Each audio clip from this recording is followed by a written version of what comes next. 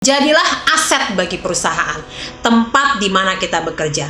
Jangan menjadi beban bagi perusahaan di mana kita bekerja.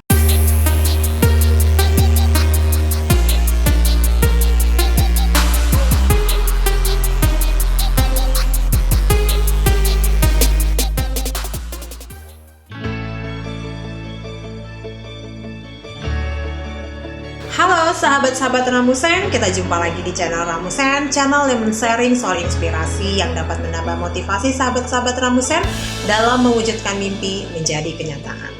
Jangan lupa ditonton sampai habis ya videonya, karena bila kamu hanya melihat sebagian atau setengah-setengah, maka bisa terjadi kamu gagal mendapatkan inspirasi yang sesungguhnya, yang bisa memotivasi kamu menjadi lebih yakin, lebih bersemangat, lebih fokus dalam usaha kamu saat ini untuk meningkatkan nilai dari kehidupan kamu.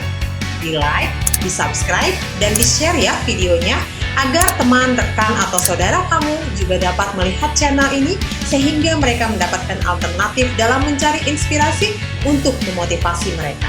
Nah, di kesempatan kali ini kita akan sharing beberapa cara dari banyak cara untuk menjadi pribadi yang bernilai bagi perusahaan.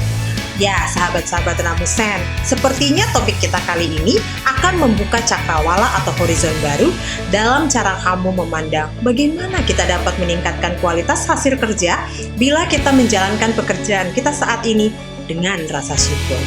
Tentunya, rasa syukur itu ditujukan kepada Tuhan ya. Kenapa? Ya, karena kita sudah diberi kesempatan oleh Tuhan pada posisi pekerjaan kita saat ini.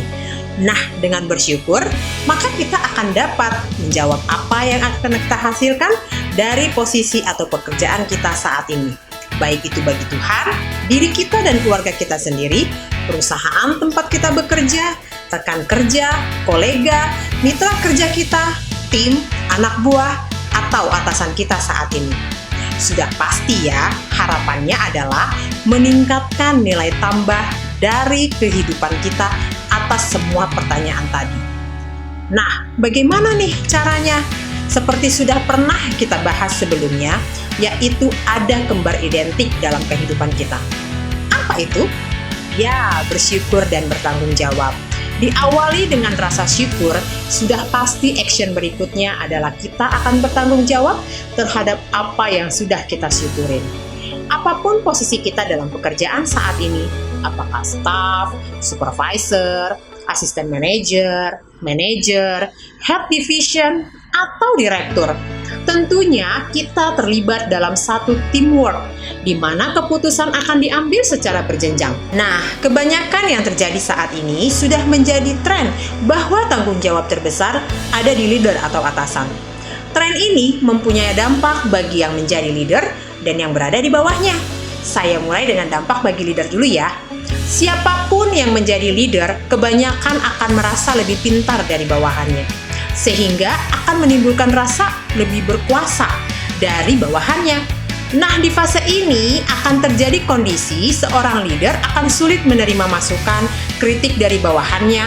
Komunikasi yang terjadi di dalam timnya adalah komunikasi dari atas ke bawah.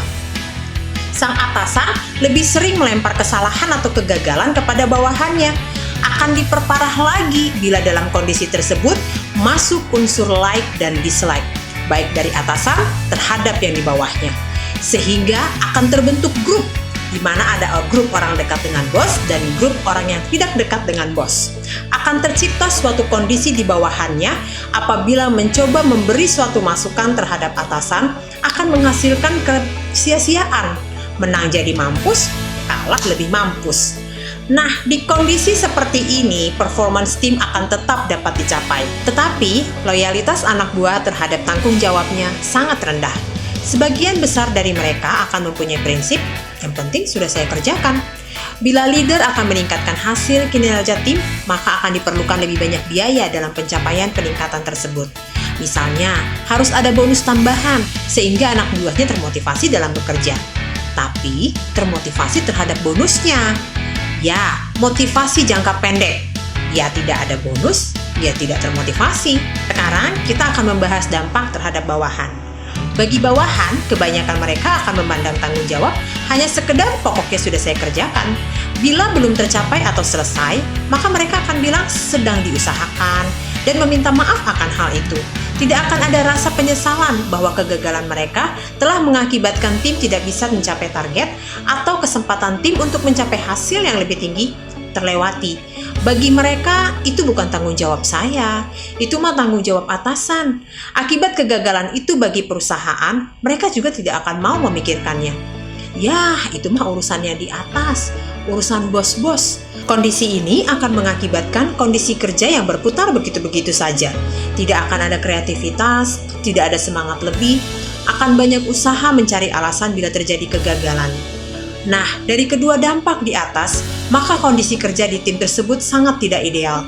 Akan sulit tim tersebut untuk menaikkan performance-nya. Selain diperlukan biaya untuk merangsang motivasi bawahan, peningkatan juga akan terkendala dengan tingkat turnover bawahan yang tinggi. Akar masalah dari kondisi di atas adalah kemampuan serta kemauan seorang leader atau atasan dalam membangun timnya untuk bekerja secara autopilot. Nah, apa nih yang harus sebaiknya dilakukan? Ini semua harus dimulai dari leader atau atasan. Karena tanggung jawab tim, grup, divisi, atau all business terletak di pundak masing-masing atasan. Misal, tanggung jawab direktur keuangan merupakan akumulasi dari tanggung jawab setiap division head yang berada langsung di bawahnya. Demikian juga tanggung jawab division head adalah akumulasi tanggung jawab dari seluruh departemen head yang berada langsung di bawahnya. Sementara tanggung jawab departemen head adalah akumulasi dari tanggung jawab dari seluruh unit head atau manajer yang berada di bawahnya. Demikian juga tanggung jawab unit head adalah akumulasi dari tanggung jawab semua supervisor yang berada di bawahnya. Sedangkan tanggung jawab supervisor adalah akumulasi tanggung jawab seluruh level staff yang di bawahnya. Nah, tanggung jawab level staff adalah komitmen dari staff yang bersangkutan untuk mencapai sasaran atau target atau deadline yang sudah ditetapkan oleh perusahaan sesuai dengan job description yang diterima level staff sewaktu mereka mengisi posisi tersebut. Ini adalah pola umumnya. Bisa dilihat bahwa atasan mengetahui tanggung jawab dia pribadi dan tanggung jawab bawahan langsungnya saja. Di satu sisi, bawahan tidak mengetahui tanggung jawab atasannya. Misalnya, staf tidak tahu apa tanggung jawab supervisornya. Supervisor tidak tahu tanggung jawab manajer atau unit head-nya. Demikian seterusnya ke atas. Bila mau dilihat ke samping, division head yang satu tidak tahu tanggung jawab division head lainnya. Bisa terlihat bila kejadiannya seperti ini. Maka apabila ada divisi yang gagal mencapai target standar performance, yang terjadi mereka hanya melihat kegagalan itu hanya dari satu divisi mereka sendiri, yaitu mereka gagal. Mereka tidak akan dapat melihat bahwa kegagalan divisi mereka berakibat kepada performance divisi yang lain, yang pada akhirnya mempengaruhi kinerja dari performance perusahaan. Akan terjadi excuse atau alasan yang akan memberikan pembenaran atas kegagalan tersebut. Hal yang sebaiknya dilakukan oleh seorang atasan adalah mengkomunikasikan tanggung jawabnya kepada bawahannya, sekaligus mengingatkan tanggung jawab masing-masing bawahannya, diikuti dengan diskusi bagaimana cara masing-masing bawahannya untuk dapat mencapai sasaran atau target atau deadline yang sudah ditetapkan. Maka masing-masing pihak akan secara jelas dapat melihat peran dan tanggung jawabnya masing-masing. Sekaligus mereka juga dapat melihat tanggung jawab dari atasan mereka secara berjenjang, sehingga semua yang terlibat dapat melihat akibat apabila mereka gagal dalam mencapai sasaran atau target atau deadline yang sudah ditetapkan itu. Hal ini akan menanamkan rasa tanggung jawab lebih kepada para bawahan, bahwa mereka bukan saja hanya berusaha untuk mencapai yang menjadi target mereka, tetapi mereka juga akan berusaha melampaui target yang sudah ditetapkan, atau mereka akan membantu rekan atau unit atau departemen atau divisi lain yang apabila dilihat mereka bisa membantu dengan kemampuan mereka. Sense of belonging akan ada di setiap karyawan. Contoh, staff accounting diberi deadline, semua closing report harus sudah selesai setiap tanggal 5. Level supervisor setiap tanggal 7, level departemen head setiap tanggal 9, dan level division head setiap tanggal 10. Untuk diberikan kepada direksi. Bila ada staff accounting yang sudah menyelesaikan tugasnya di tanggal 3, maka dia otomatis akan melihat ke rekan-rekannya yang lain yang masih berjuang untuk memenuhi deadline tanggal 5 dan akan membantunya. bila memang diperlukan. Motivasinya bukan untuk pamer sok baik ya, tapi motivasinya agar tim mereka bisa sesuai deadline untuk kirim closing reportnya sesuai deadline. Contoh lain, di departemen sales, seorang sales manager sudah ditetapkan untuk mencapai target penjualan di angka tertentu. Nah, sales manager tersebut nge-share target tersebut ke masing-masing supervisornya. Nah, pada periode berjalan di bulan tersebut, ya katakanlah di minggu ketiga, seorang supervisor sudah mencapai target yang dibebankan kepadanya. Maka dia dan temannya tidak akan berhenti berjualan, karena sang supervisor tahu tanggung jawab sales manajernya harus menyampai di angka berapa. Dan bila supervisor tersebut melihat bahwa pencapaian sang sales manager masih kurang dari target, maka sang supervisor akan memotivasi timnya untuk terus berjualan. Ya, mereka akan exceed target, karena dengan target yang tim supervisor lampaui itu akan membawa target tim sales manager mencapai target. Tindakan dari dua contoh di atas adalah bagian dari sense of belonging karyawan terhadap performance perusahaan. Merangkum dari semua yang sudah dijelaskan di atas adalah tugas dari seorang leader atau atasan untuk membangun sense of belonging terhadap seluruh karyawan yang berada di bawahnya. Beberapa caranya antara lain mengajak tim yang di bawahnya untuk nge-sharing informasi mengenai tanggung jawab yang atasan harus capai. Tentunya di sini akan dijelaskan apa yang terjadi bila dapat tercapai atau dilewati serta bila gagal dijalankan. Tentunya di tahap ini akan diterangkan juga bagaimana bisnis perusahaan berjalan. Diingatkan kepada seluruh tim bahwa dengan bergabung di tim tersebut, mereka wajib berkontribusi untuk meningkatkan nilai perusahaan.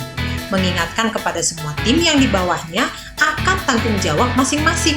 Membuka komunikasi kepada tim yang di bawahnya. Apabila ada kendala-kendala dalam usaha untuk pencapaian dari tanggung jawab tersebut, mengidentifikasi tim-tim mana yang sudah dapat berjalan dengan sense of belonging.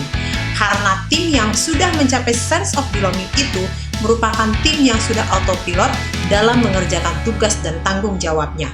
Sehingga leader atau atasan dapat memberikan tanggung jawab serta peran yang lebih buat tim tersebut. Hal ini penting agar tim tersebut dapat berkontribusi lebih dalam performance tim maupun terhadap performance perusahaan. Sudah pasti akan ada tim yang masih berkutat untuk menuju ke arah autopilot. Nah, di sini peran atasan atau leader untuk memotivasi dan mengarahkan serta menunjukkan cara kerja yang efektif dan efisien sesuai SOP kepada tim-tim yang masih belum bisa berjalan secara autopilot. Beberapa penyebab yang membuat suatu tim susah untuk bekerja secara autopilot diantaranya adalah kurangnya disiplin terhadap waktu kerja, kurangnya pengetahuan tentang ruang lingkup pekerjaannya, kurangnya motivasi dalam bekerja, terhambatnya komunikasi baik antara sesama anggota tim maupun anggota tim dengan atasan langsung mereka. Nah, sudah paham ya sahabat-sahabat Ramusen? Kondisi ideal yang akan kita hadapi sebagai leader atau atasan adalah akan terbentuknya tim yang sudah autopilot dan tim yang sedang menuju ke arah autopilot. Tinggal bagaimana kita sebagai leader atau atasan memaintain kondisi tersebut. Leader atau atasan itu ibarat kita sedang memelihara tanaman itu di beberapa pot. Pada mulanya, semua dari benih tanaman yang kita taruh di dalam pot, lalu kita memberi pupuk, air, terus sinar matahari. Berjalannya waktu akan ada nih tanaman di dalam pot. Ada yang tumbuh dengan subur, tetapi ada juga tanaman yang belum bertumbuh. Nah, tugas sebagai leader adalah menjaga kedua kondisi tanaman tersebut. Bagi yang belum tumbuh, maka leader akan terus nih memberikan air, pupuk, atau tambahan tanah dan sinar matahari. Ini terus dilakukan sampai tanaman itu akhirnya bertumbuh. Bila tetap tidak bertumbuh, maka leader atau atasan akan mengganti benih yang di dalam pot tersebut dengan benih-benih yang baru. Artinya, atasan atau leader harus dengan tegas memberhentikan tim yang tidak bisa mengikuti pergerakan dan pertumbuhan yang bisa dicapai oleh tim lainnya. Nah, bagi tim yang sudah bertumbuh, atasan atau leadernya akan menjaganya dari hama, ulat, burung, dan lain-lain. Akan tetap memperhatikan pasokan pupuknya, air, dan sinar matahari agar pertumbuhannya dapat maksimal. Di sini artinya, walaupun tim tersebut sudah pada level autopilot, leader atau atasan juga tetap harus memperhatikannya. Misalnya dengan dorongan motivasi yang mungkin lebih challenging, komunikasi yang lebih sering dan berbobot, sharing knowledge dalam menghadapi masalah-masalah baru, serta tidak lupa mengapresiasi terhadap growth yang dicapai tim tersebut. Jadi, bila kita sebagai leader atau atasan yang mensyukuri berkat dari Tuhan, yaitu posisi atau jabatan kita saat ini, sudah seharusnya kita melakukan seperti yang kita bahas tadi. Jangan pernah seorang leader atau atasan merasa takut untuk tersaingi oleh bawahannya bila sebagai atasan atau leader melakukan sharing knowledge dengan bawahannya. Kita sebagai leader atau atasan harus percaya diri bahwa ada kelebihan pada diri kita dibandingkan mereka. Itulah mengapa perusahaan memberikan posisi tersebut kepada kita. Sebagai bawahan adalah suatu hal yang harus sangat disyukuri bila mempunyai atasan atau leader yang akan membimbing kita untuk menjadi autopilot dalam pekerjaan kita. Coba bayangkan, sebagai bawahan kita digaji oleh perusahaan tempat kita bekerja. Terus, kita dibimbing oleh atasan atau leader kita agar kita mahir dalam pekerjaan kita, sehingga kita akan selalu termotivasi untuk menghasilkan kinerja yang terbaik. Dan semua itu kita dapatkan secara gratis loh dari atasan atau leader kita. Skill, knowledge, dan wawasan kita tentang pekerjaan dan bisnis perusahaan akan bertambah, yang tentunya akan menambah nilai kita sebagai karyawan di mata perusahaan. Tentunya apabila kesempatan promosi dari perusahaan datang kepada kita, sudah pasti kita akan siap untuk menjalankannya. Nah, sahabat-sahabat Ramusen, apapun posisi kalian saat ini, apakah di tim manajemen, middle management, atau masih sebagai staf pelaksana, ayo terapkan apa yang sudah kita bahas barusan. Bagi yang berada di posisi manajemen atau leader, ayo bangun timnya menjadi tim yang autopilot. Bagi yang masih sebagai staf pelaksana, ayo pakai kesempatan yang diberikan oleh atasan atau leader kamu untuk menjadi autopilot dalam bekerja. Intinya, baik itu bagi atasan atau leader maupun bawahan, bila itu dijalankan dan terlaksana dengan baik, masing-masing telah meningkatkan nilai dirinya di mata perusahaan. Semuanya menjadi pribadi yang bernilai bagi perusahaan. Perusahaan akan semakin maju, masa depan karyawan pun akan semakin terjamin. Niat baik dilakukan dengan proses yang baik, hasilnya pasti baik. Karena proses tidak pernah menipu hasil. Demikian sahabat Ramusen sharing kita di video kali ini. Semoga bisa menjadi inspirasi yang memotivasi sahabat Ramusen untuk menjadi pribadi yang bernilai bagi perusahaan tempat kalian bekerja. Jadilah aset bagi perusahaan, tempat di mana kita bekerja. Jangan menjadi beban bagi perusahaan di mana kita bekerja. Mulailah pekerjaan dengan keyakinan bahwa kita mampu untuk memberikan yang terbaik. Akhirnya, saya mengajak semua sahabat Ramusen untuk mendukung channel ini dengan like, nge-subscribe, nge-share, dan memberikan komen yang positif. Untuk sahabat Ramusen, tetaplah bermimpi, tetaplah berusaha, selalu bersyukur, selalu berdoa, and make your dreams come true. Bersama Ramusen, pasti bisa.